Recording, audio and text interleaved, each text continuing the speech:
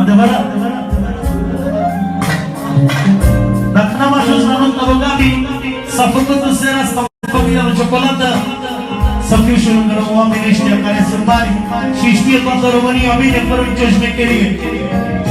Pentru Dorel, Simion, Marian, Gabi Simion și nu uităm de regele domnul Gheorghe, care pe bune știe România cine sunt oamenii ăștia și numele lor și puterea lor.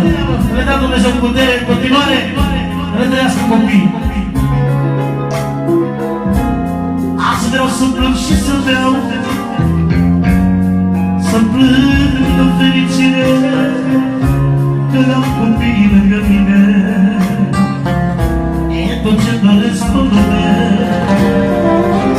să-mi văd fata și băiatul, cum stă unul lângă altul, la pieptul meu să-mi strâng.